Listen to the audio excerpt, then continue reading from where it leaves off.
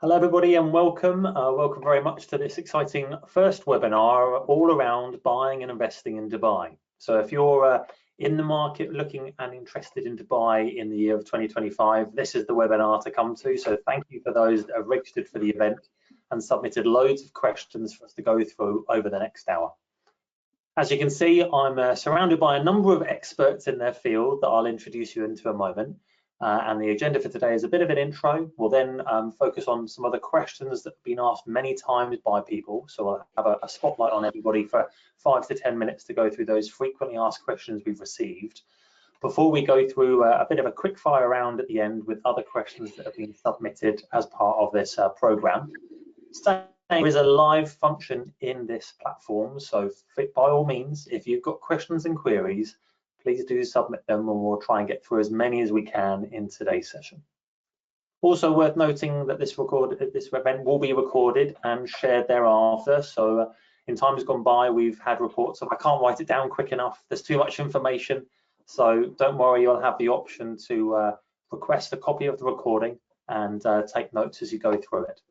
Equally, we're all very personable and approachable people here today. So if there are questions and queries, all of us as part of contributing to this event are offering free consultations for anybody. So post-event, you'll have all of our contact details. And if you do reach out, mention the webinar and we'll be sure to look after you and help you as much as we can. Right, on to the introductions. As you can see, I'm surrounded by quite a few today of experts in their field. My name is Steve and I'm actually a currency specialist. So we've been helping people move money internationally for over 25 years. To give some scale, we're really property savvy currency brokers and we're trading here about 25 to 30 million pounds sterling a day. So last year we transferred in excess of 8 to 10 billion for our client base. And basically our service here is offering better rates and better service than the other banks, which I'll give a bit of more context later. But I'm also your host today or mediator with all the questions that are coming in. I can see some questions coming in already, so thank you. In the field we've got here as well. First, I'm going to pass you over to Lawrence to introduce himself and his business and his area of expertise for you today. Over to you, Lawrence. Hello there. My name is Lawrence Hodgins, and I have a company called Hodgins Global. I like to help experts all around the world with tax compliance matters. There's a lot of people around the world who've got rental income and they need to declare it in the UK. Either they live in the UK and invest in property overseas and generate rental income or property gains, and or they live overseas and have rental income from UK property or property gains from UK property. I help them with all tax compliance matters. And I'm here today to answer any questions that you may have in that field and to support you. Also, if you don't have any history in the UK and you need support in getting a tax identification number, etc., then I can help you and I can liaise with the UK tax office on your behalf and get you up and running. And I've been doing this for many years now, and I look forward to your questions as the seminar continues. Thank you, Lawrence. Thanks for joining and trying to make tax matters as exciting as possible, but it is an obligation for all of us. Yeah. Next, we've got a team of people from who are property experts. I'll let them introduce themselves next as well, please. Thank you very much, Steve. Thank you everyone for joining. I'm the CEO, Tillman, of Finance Country Dubai. First, we started operating quite recently in Dubai, expanding the Finance Country network to this very interesting region, which moves tremendously fast. And we get a lot of questions also from the UK, from the Finance Country network, but also from the clients about how the market really looks here. Are a lot of the stories that you see online real or fake? And today we're here to answer a few of those questions. You know, what is the process of buying in Dubai? What can you buy? What is the budget? How to make use of payment plans? You know, what can I actually buy? Is it only glamorous and everything is expensive in Dubai, or are there good investments there as well? Can I buy my first property in Dubai? Can I build a portfolio in Dubai? And for that, I also brought with me my partner and sales director of Finance Country, Jan. who focus a lot on the investor side of everything. And of course, we're here with Lawrence and Zakaria that also help us when it comes to tax obligations.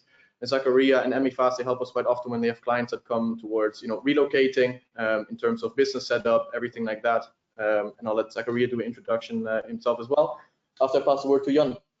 My name is Jan. I'm the sales director of Fine & Country Dubai First. I'm oversee the sales for Fine & Country and also looking for more investment opportunities for the investors that we have within the firm. So my job is mainly to find new developers, new projects, do calculation, what are interesting investments as of now. Is it also for the ready properties, and if it's for ready properties, which areas when it comes to off plan? What are the areas that you have to focus on? There is always the developer. The size of the apartments, but also the quality that comes with an apartment or a house. So that's more my job to ensure that the quality of the investment is there. Great. Well, true property experts in a very in-demand area, hence everyone being here today. So looking forward to all the questions that are coming your way in a moment. Next, as people are always interested in company structures as well, we have a member of the team that we've worked with before that's here as well, but I'll let him introduce himself. Thank you, Steve. My name is Steve.Eakins, born and raised in Belgium, and I started Emifast back in 2019, end of 2019. We help our clients with moving their business, also with global business expansion in different jurisdictions.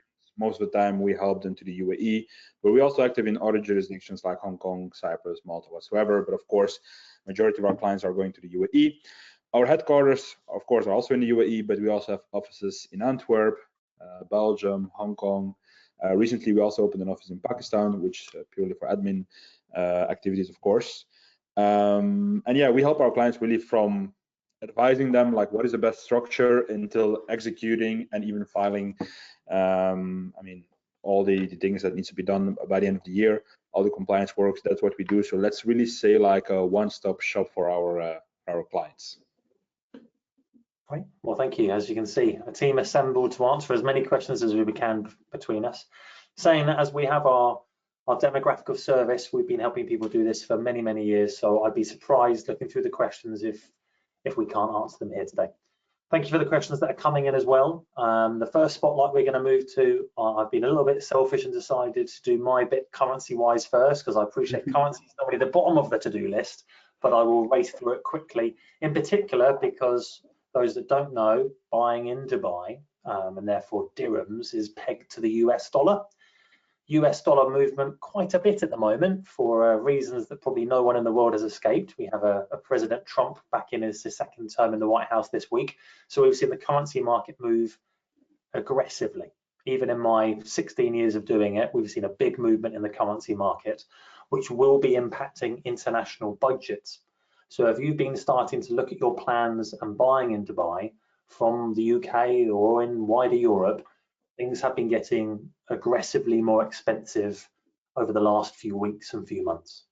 In fact, it's moved by almost 9% in the wrong direction for you over the last 100 days as Trump's America First policy has started to take effect. What I'd highlight here plainly is start having that conversation, start planning your currency transfers. Please don't leave it to the 11th hour and assume that X will equal Y in 3 months, 6 months time, because that is when, unfortunately at the moment, dreams have been broken as a result of the budget moving aggressively in the wrong direction. So please make sure that currency isn't left to the end.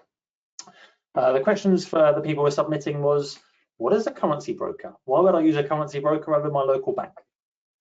Quite simply put, a currency broker offers better rates and better service than the other banks. And I plainly just simply asked the question, when was the last time your bank rang you? Equally, from a scale perspective, we're transferring billions and billions and billions. And if we couldn't add value or provide a saving, we wouldn't be here. So again, I would encourage you to have that conversation proactively. Other questions were around limits. Is there any particular limits when a currency broker can be of value? I.e., a few people asked, I'm only looking at investing $500,000. Can I still use a broker? The simple answer to that is yes. We facilitate transfers from thousands to multiple millions. So any volume of transfer, you can see the benefit firsthand of using a currency broker, currency specialist over that of your local bank. Next one was around costs. Where are the costs when you're using a broker? To be clear, there are no additional fees or levies. You won't get an invoice or anything from us after using our industry. How we make our money is there's a small difference between when we buy and sell our currency. So it's built into the price that we offer. So when you're talking to me and discussing it, we can provide live levels for you to compare against your bank. You'll see the saving quite clearly, and then you can ask us to execute, i.e. to buy the dirhams for you. The penultimate question, which we had a lot, was when do I start talking about transfers? Do I need a bank in Dubai first? That's a really popular one at the moment because people go, hang on a minute, I'll deal with currency later because I'll need an account to send the funds to. That's not the right assumption to make. We're regulated incredibly highly in the UK by the Financial Conduct Authority, equally in Europe and in the US, which enables us to hold client funds. So we've had multiple cases in the very recent past where clients from the UK have wanted to buy in Dubai, have seen the rate of exchange doing what it's doing, and have bought the funds with us so they know they've got their budget even before going to Dubai and finding that dream property. So don't assume that you need an account before you start speaking to us. If you're planning a purchase in Dubai with the exchange rate moving like it is, make sure you're having that conversation proactively, which, to be honest, I expect will be a theme from all of us, really, to start talking early. The last question was, what things can I consider when planning a transfer in the future? And what we'll come on to, the payment plan in Dubai is normally multiple stage payments. So you commit to a purchase, so then you have multiple stage payments over the following months. Obviously, when you're agreeing to that and signing that, your power spreadsheet is that my X will equal Y in 6 months' time, whereas we've discussed that isn't necessarily the case. What we can do here is we can buy now, pay later option. So it allows us to lock in exchange rates now for a requirement in the future. So you can pay us in the future, but importantly, you lock in that variable so your power spreadsheet doesn't move and the costs get out of hand. So it allows you to proactively look at currency beforehand, something that's really, really popular and growing in demand at the moment for probably fairly obvious reasons with people that are involved in this at the moment.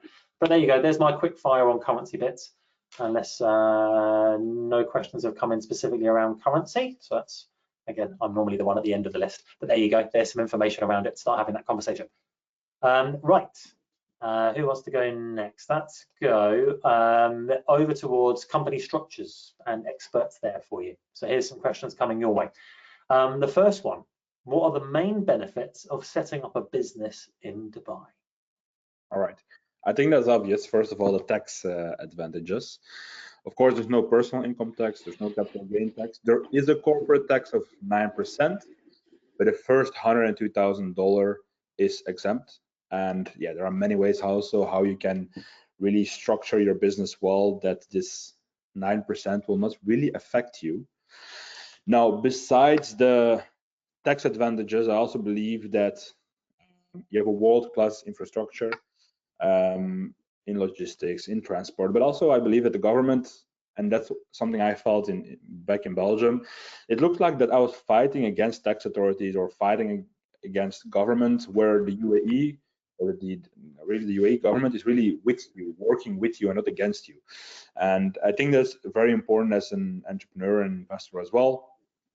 What I would say more a good advantage, I mean, what I just mentioned is actually a business-friendly environment, but also a very diverse workforce. So you can actually hire people from all parts of the world, all kind of calibers, let's say, from very high skills to low skills, and also that plays a lot with salary ranges, culture that you can attract to your business. So I think that are the main benefits of setting up your business in the UAE.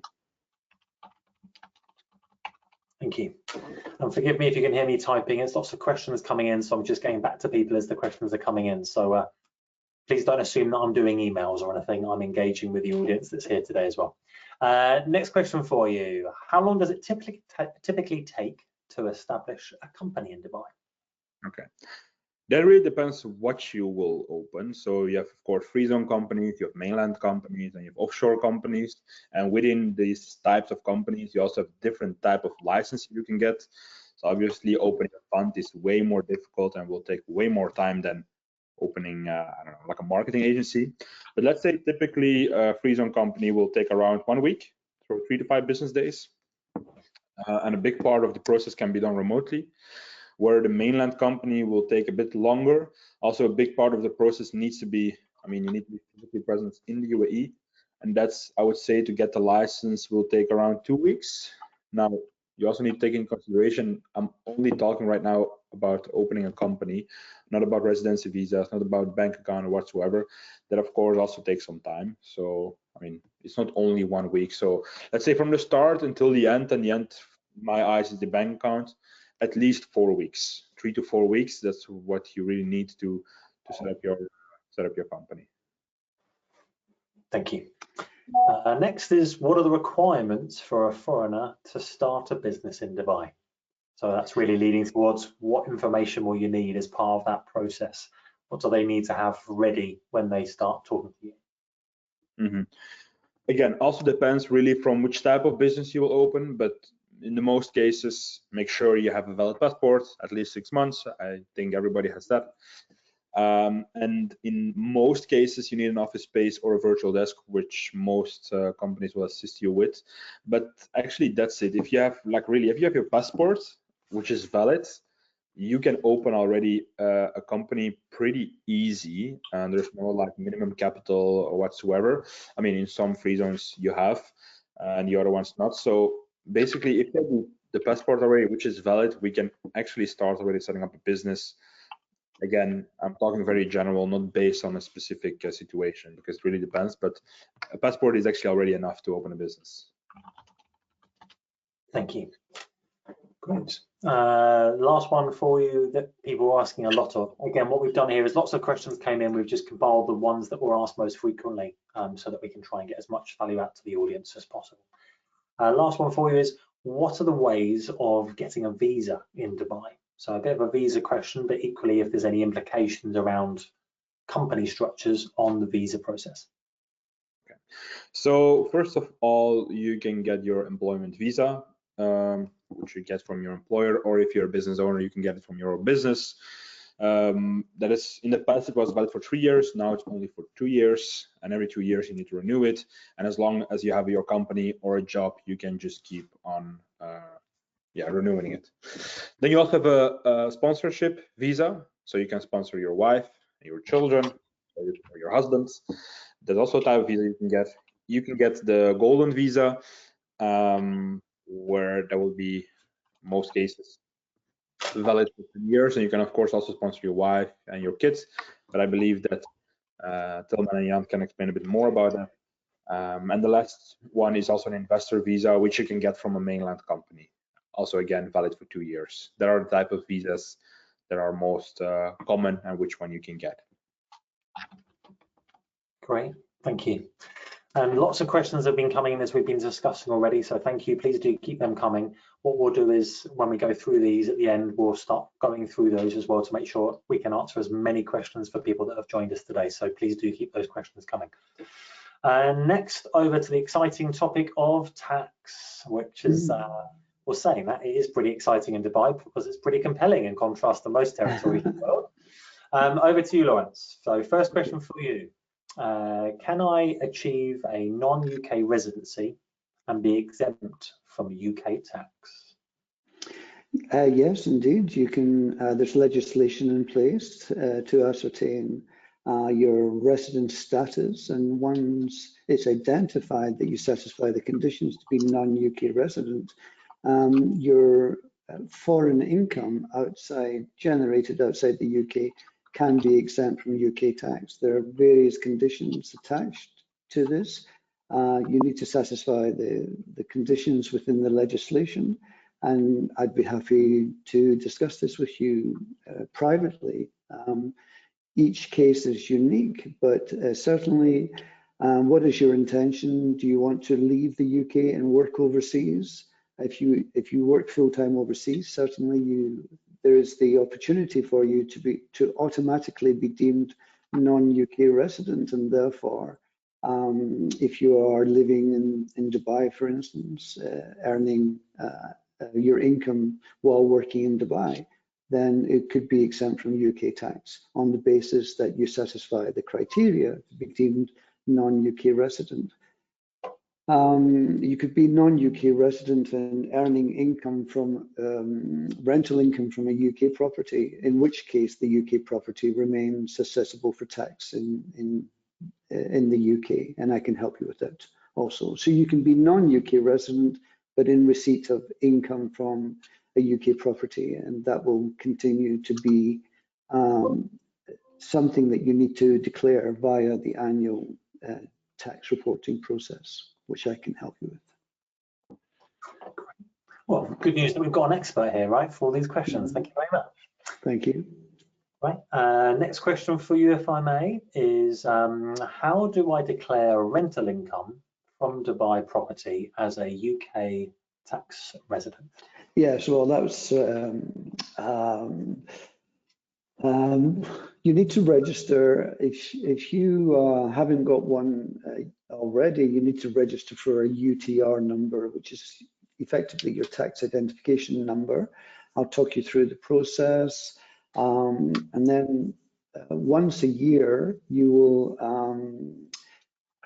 need to file an annual tax return. Once the tax year is complete, the tax year runs from the 6th of April to the 5th of April each year. And once that tax year is over, from the 6th of April onwards, you're able to file a tax return declaring what income you've received from Dubai rental property.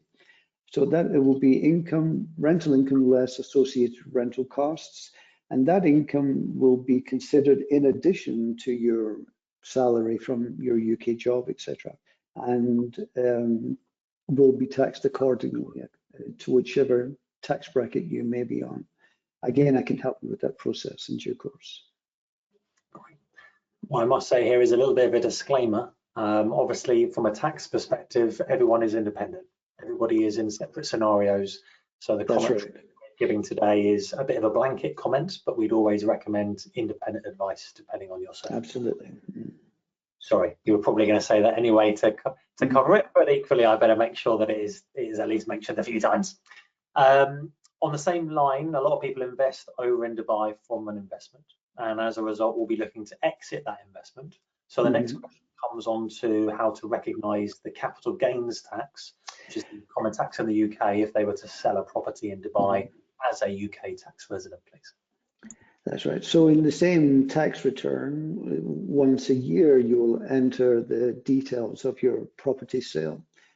And so again, it will be selling price less the cost price, less selling costs, estate agent fees, perhaps purchasing, legal costs on purchase, etc.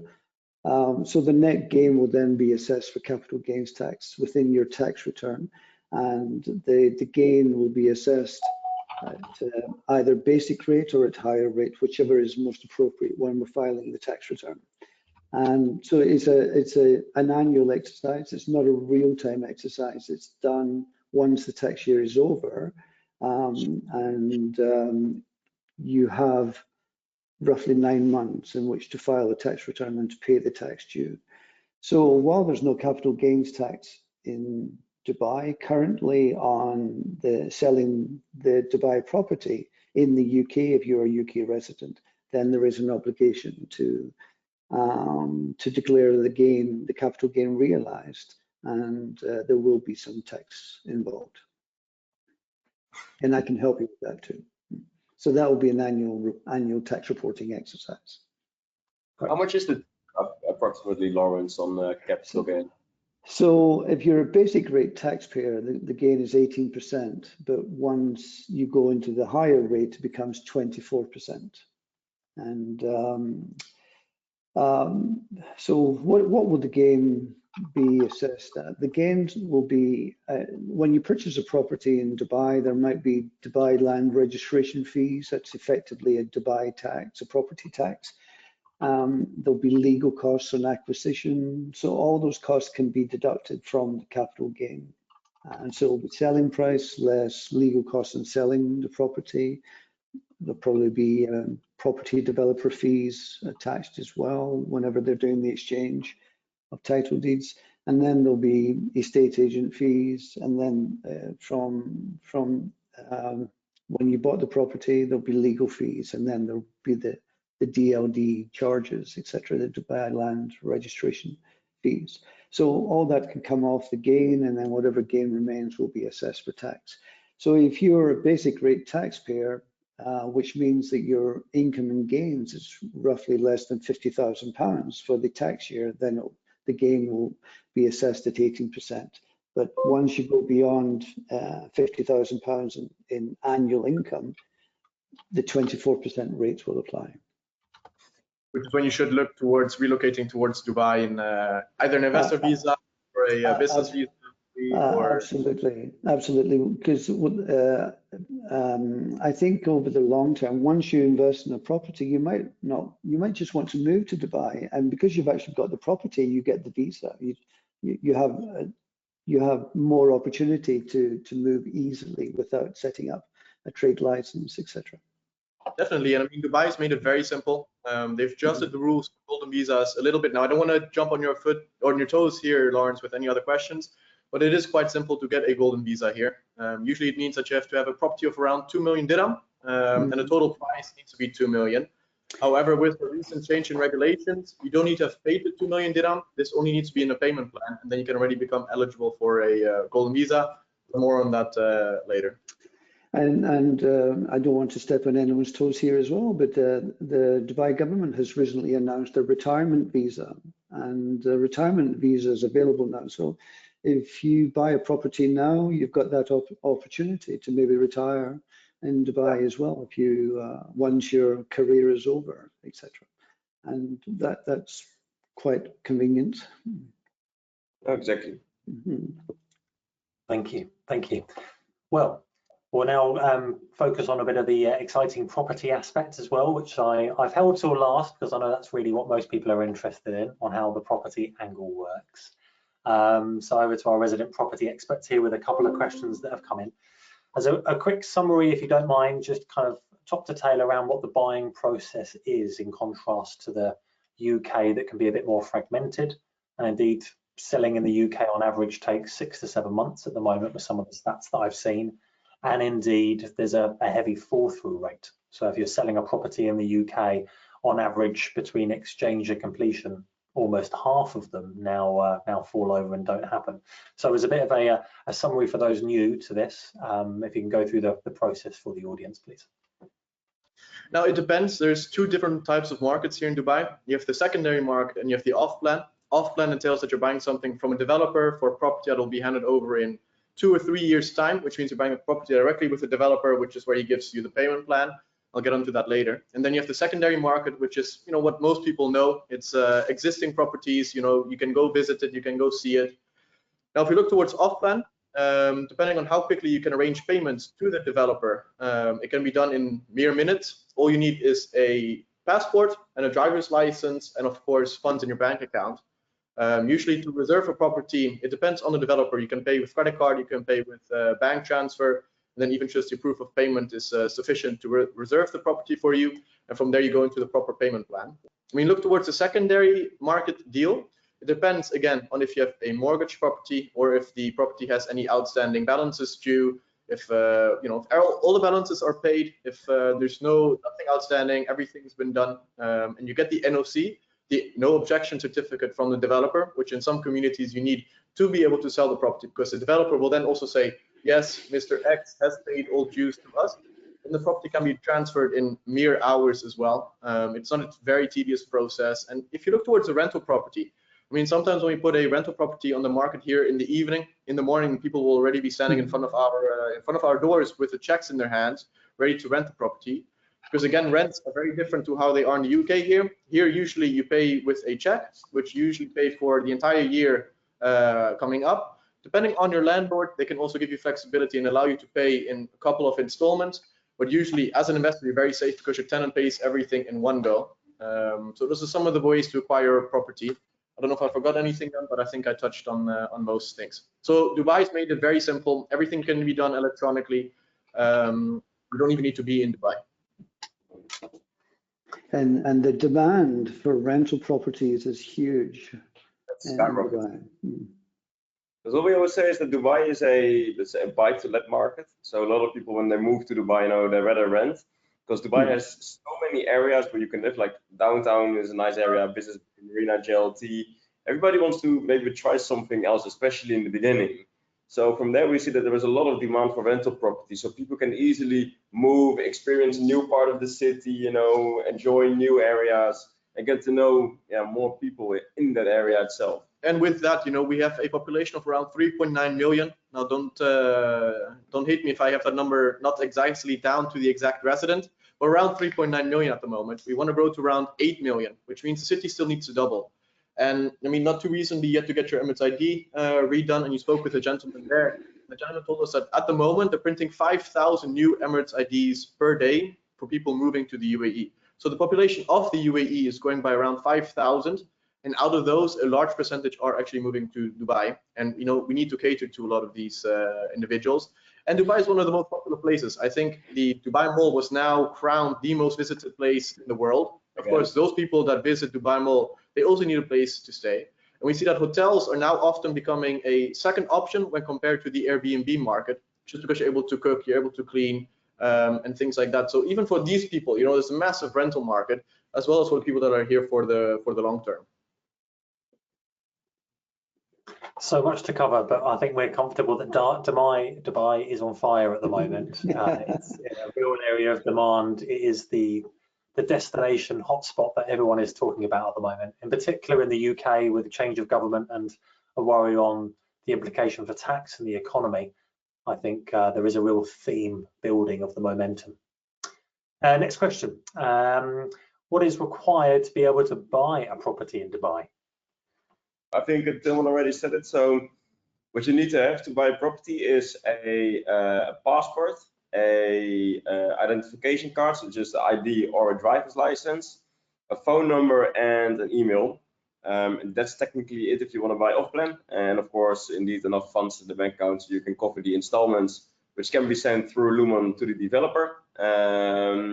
If you buy the secondary market, we always say with investors who want to buy like a bigger portfolio, it's better to maybe start off with an off plan which is worth 2 million dirham, so you can get the golden visa and open a bank account. Because sometimes the transfer process, when you don't have a bank account in Dubai and you want to buy ready property, it can sometimes be a little bit difficult. A lot of extra fees will be charged, extra, and external companies will be there. So if you're a bigger investor and you want to grow the market, just get that visa, or talk with Lawrence or Zakaria to open a company, get a bank account, because also when the transfer happens for a ready property, we have to pay here in manager's checks.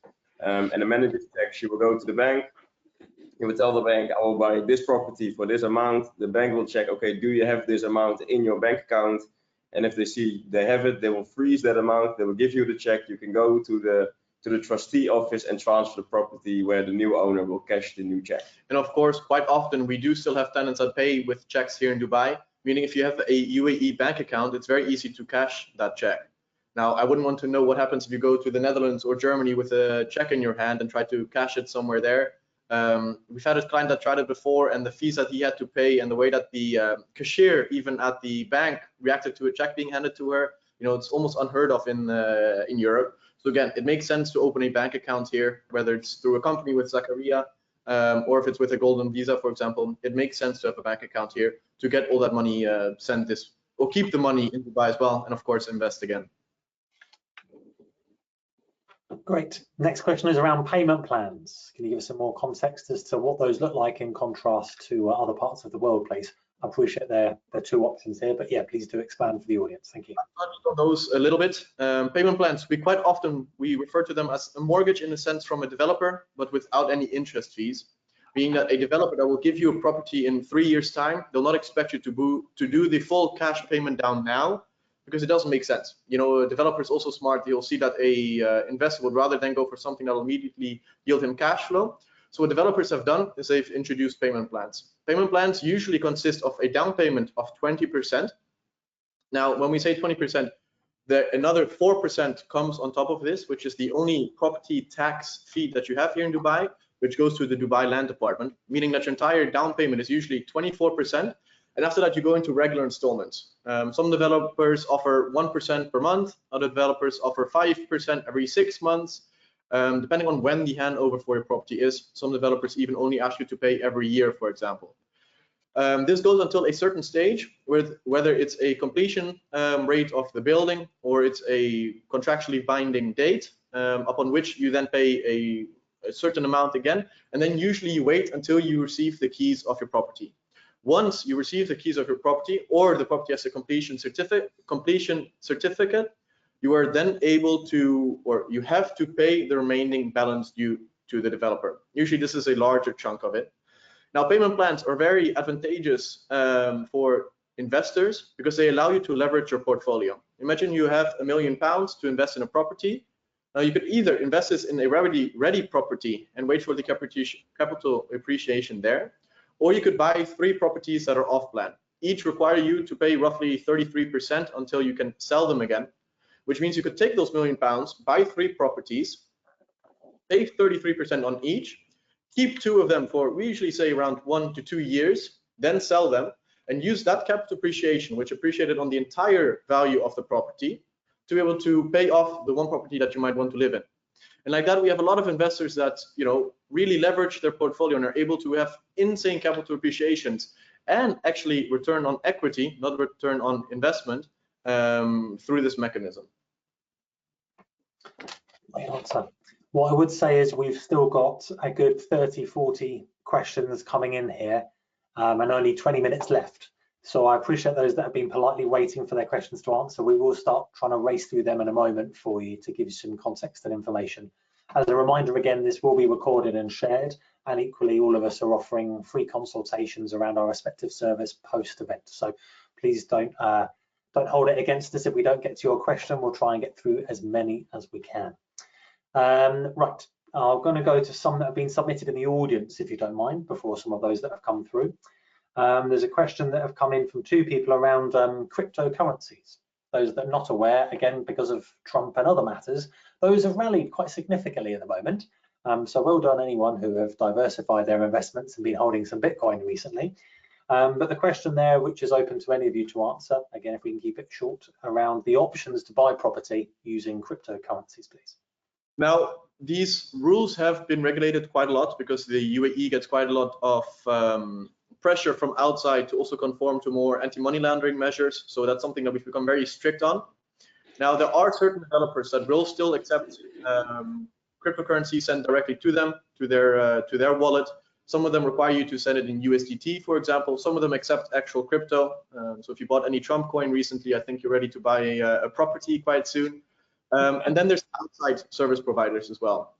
We work with a few. You had some meetings recently that will take and accept your crypto, and they will then give us, or you as a client, a manager's check, or they'll give it to you in cash for you to be able to go buy a property with a developer. Thank you.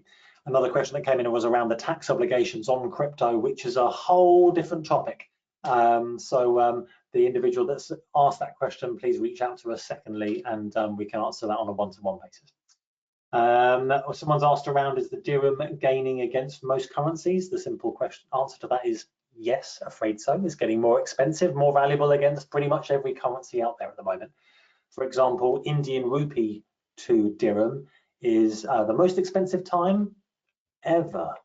So the dirham is really going up in value, which, you know, if you're looking as an investment into Dubai, this is only a positive, really, because it means that there's another value adding aspect to that purchase and that investment.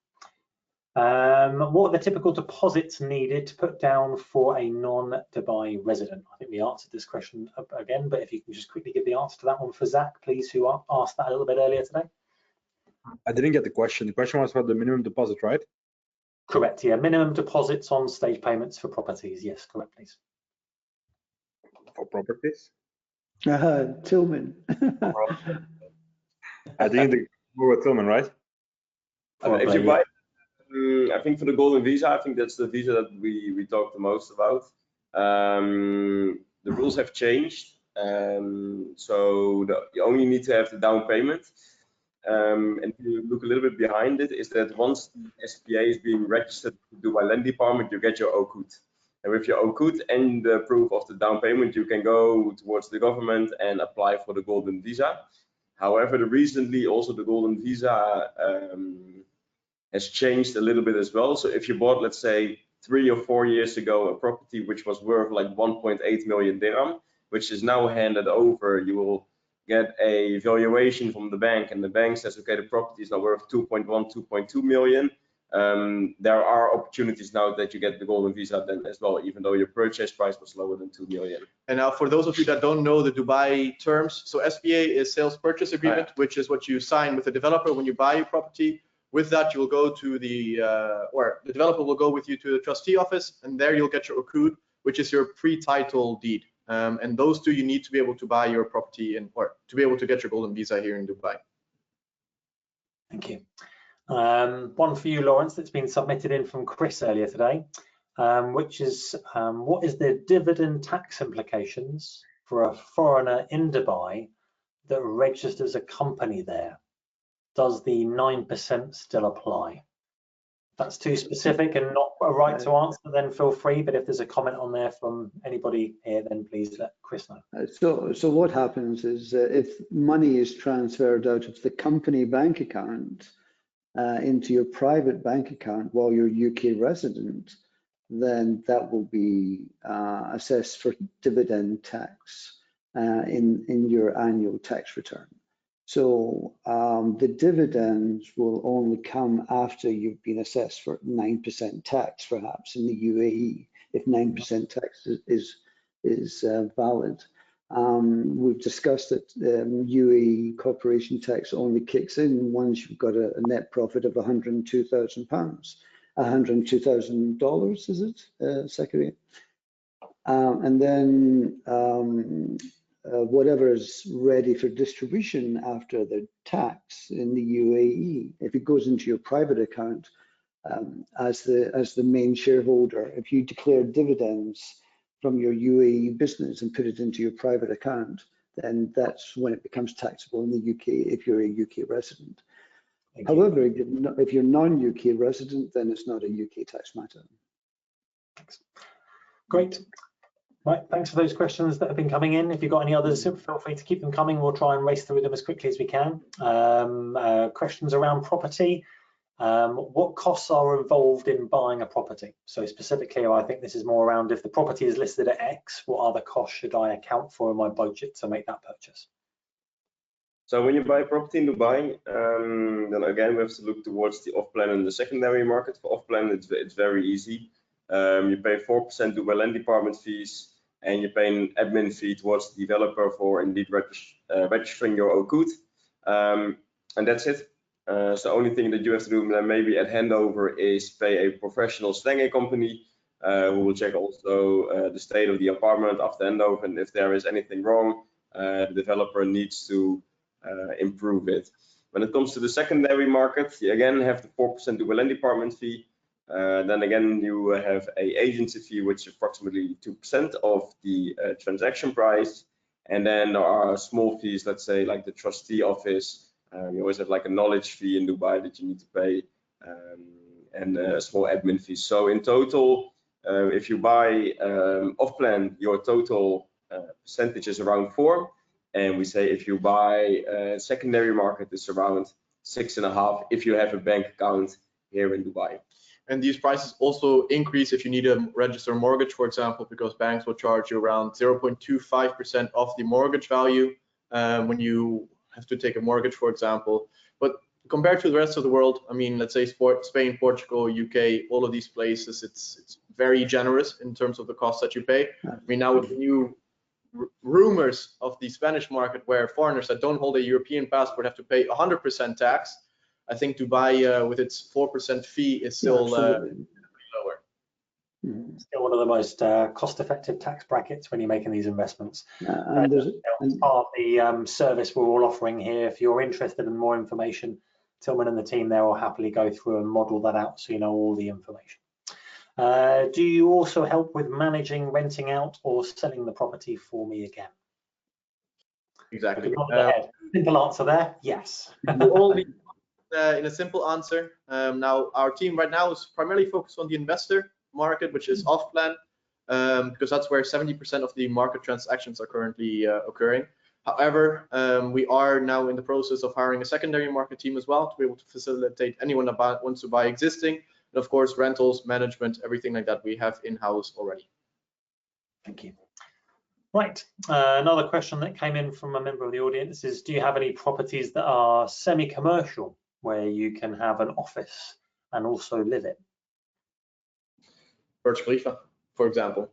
Yes, plenty then, right? Yeah, that leads on to the next question around areas. As we talked about, Dubai is booming and growing, and everyone's always looking for the next hot area. At this point, I think there's always growth in Dubai, so it's not like you're going to lose on a property theoretically, but everyone's always interested in the hottest regions, the hottest areas, the most demand in places. Can you give some context as experts on the ground for the audience today as to what are the top areas at the moment?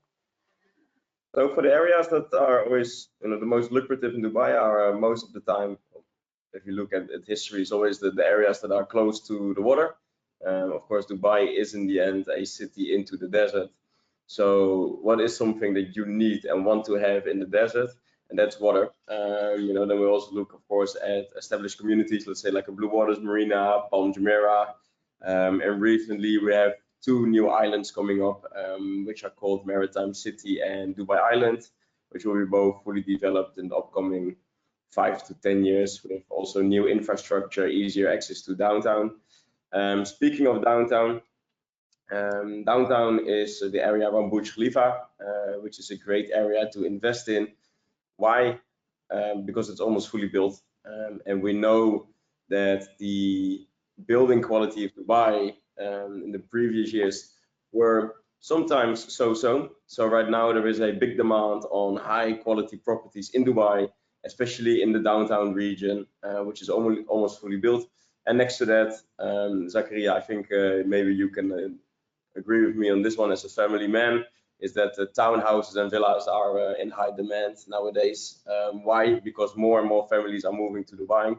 But the last few years, Dubai has mostly focused only on apartments.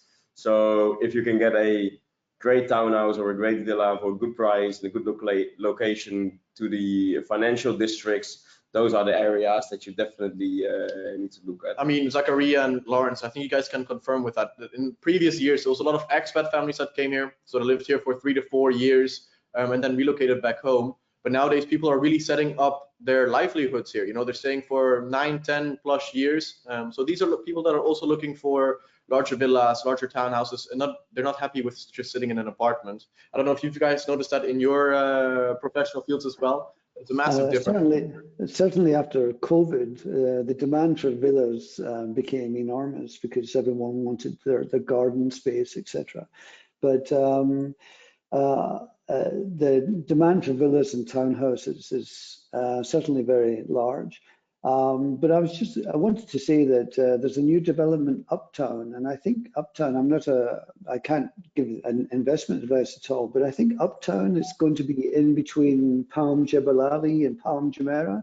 I think that's going to be a fabulous location for people who want to buy off-plan, and I think certainly the off-plan opportunities are where there's good return on investments for people that you can in my eyes, will come to you. Stay between Palm Jumeirah and Palm Jebel Ali. Expo is the way to go nowadays. Absolutely as well. 70% of the infrastructure is there. There will be the biggest exhibition center in the Middle East. They will have direct international airport. That is also a great area to invest in, where the square feet price is relatively low now. Yeah, and we talk about, I mean, the new airport is going to be out in the desert, and that is going to attract a lot of people who want to live around the airport, because everyone wants to be close to such a large international airport. It's going to be the largest airport in the world. And so whether or not you buy in the desert or buy on the coast, I still think you're going to see an appreciation in value in properties. However, there's going to be ups and downs, of course, but Dubai has a history of maintaining those upswings in whenever the has every market have any healthy market needs to be up and downs. However, what we see with Dubai is the vision where it wants to go. You know, Vision 2040 of a population of 8 million people. We don't have enough properties now in the market. You know, as you said, the rental market here is so red hot that we don't have enough properties now for the residents that are here now. So if you're investing in smart areas, you know, your capital appreciation is enormous, and we're of course here happy to help. Jonas happy to help with identifying any of these locations. Well, again, as we come into the last 10 minutes, and there's loads of questions here that unfortunately we haven't got to today. So apologies to those that are waiting for your questions to be answered. Again, free consultations are offered. You'll have all of our contact details post-event and a copy of the recording to go back over. But as we go to the last 10 minutes, I just want to do a round robin between all of us with 2 simple questions. So what's the biggest mistake you see people make when they're engaging with you as part of their move? And what's your biggest piece of advice that you'd recommend to the audience to take away from this session today? So we'll go to Lawrence first. So biggest mistake you see people see and biggest bit of advice you'd give. In 2 minutes. So the biggest mistake I see people make is they go back to the UK after living in Dubai. They go back to the UK at the wrong time of the tax year. In the UK, you're assessed for tax on a tax year basis. Sometimes they go back midway through the tax year and they haven't planned it correctly, so they could find that they are exposed on their UAE income up until date of departure. So if they've got income between April and let's say December when they return to the UK, they could find that they're exposed to UK tax on that income. Whereas if they left at the beginning of the tax year, there wouldn't have been anything previously to be taxed. However, another thing is they'll leave the UAE with property and they might want to rent it out, or they might sell it once they're back in the UK. If they sell it once they're back in the UK, they'll be exposed to capital gains tax. Anything you see for a majority of the audience looking at making a buy here, a purchase here, and any fallovers?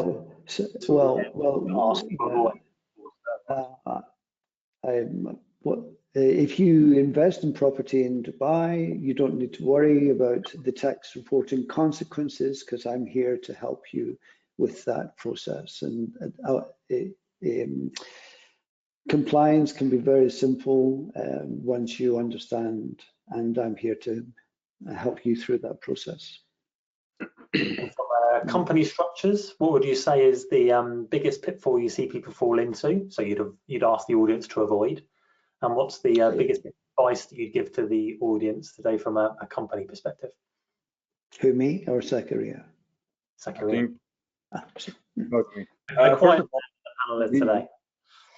I believe that a lot of people are making mistakes in underestimating costs.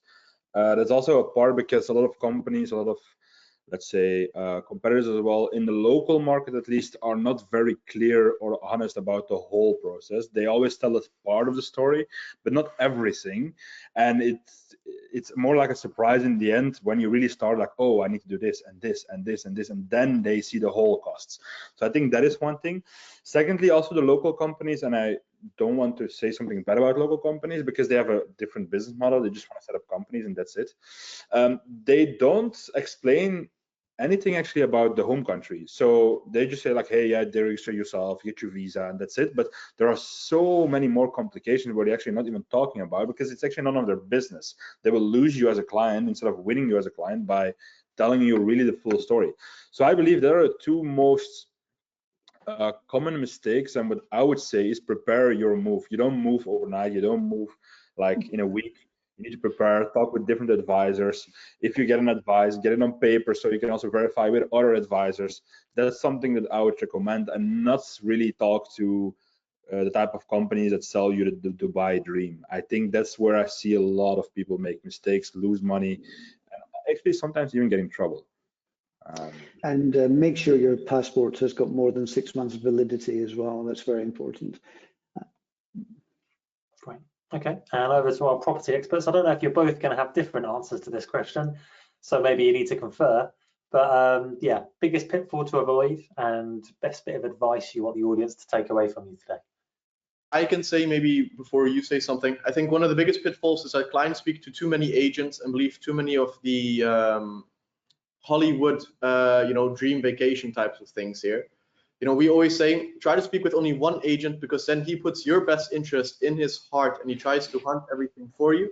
If you speak with 5 different agents, what happens is that the agent stops putting all his attention on you, and his attention goes towards beating the other agents, which means that at the end of the day, you're not at the center of his attention anymore. You're at the side while he's trying to outcompete other agents. And that usually is not good for anyone, because then he just tries to get you cheaper prices. It might not be the best unit, for example. He's just trying to get you anything to close you. So it usually means, stick with one broker, do your due diligence before you go and speak with them, but trust your broker to do what's best for you instead of trusting your broker to outcompete other agents. What do you think is the biggest mistake? I think also what I always say is a bit in line also what Zakaria is saying, and also a little bit in line with Tilman saying, is that a lot of people are not honest here in the market. So I think we are all here to create a new noise towards like the honesty of the market. What is indeed involved? What do you have to look for? We have cases that a brokerage says, okay, if you buy an off-plan project right now, we will resell it for you within 3 months. And the clients that they bought, but they also had their financial aspects to those 3 months, and we're now a year further and not a single apartment has been sold. So it's very difficult. Is that in Dubai, the real estate market, yes, you can make a lot of money, but with the right guidance and with the right projects, and that's where we are here to help for. Equally, I'd highlight that we're all here as leaders in our field, and we're standing next to Fine & Country for a reason. The brand stands for a lot and means a lot, so there's a lot of associated trust with that brand as well, rather than a local or agent. And for myself, if it helps to close, I would say the biggest pitfall that people think is, oh, I do currency at the end, and then hang on a minute, X doesn't equal Y and there's a problem. And we've had multiple cases when people have done all this work, found that dream property, booked the flight, gone to pay and gone, right, X doesn't equal Y anymore, I can't afford it anymore, or I need to raise more debt as a result. So I'd say get ahead of that curve and have that conversation proactively. We offer this service for a reason. With regards to the biggest thing I'd recommend, and it's the same theme that you're seeing from all of us really as experts in our field today, is make sure that you get advice early and speak to the specialists early. Don't just lean on Google or nowadays ChatGPT as your advisor in this, because normally they're commenting on information that has evolved and changed and isn't cutting edge at the moment. So, make sure you're speaking to these experts for a reason. As we come to the end, it just leaves me to say thank you. Thank you very much for everyone that stayed with us. Thank you for everyone that's registered for the event and looking at the video thereafter. Thank you for the wonderful panelists that I'm standing next to today for your input and expertise. I'm always learning things from you as well, so thank you for your input. Everyone will follow with an email following with all of our contact details, and again, you'll have access to the recording to go back over. But otherwise, we wish you every success with your dream purchase in Dubai, and hope 2025 is the year for you to see some proper sunshine in Dubai. But otherwise, thank you everybody, and I will end it here. We look forward to seeing you in Dubai.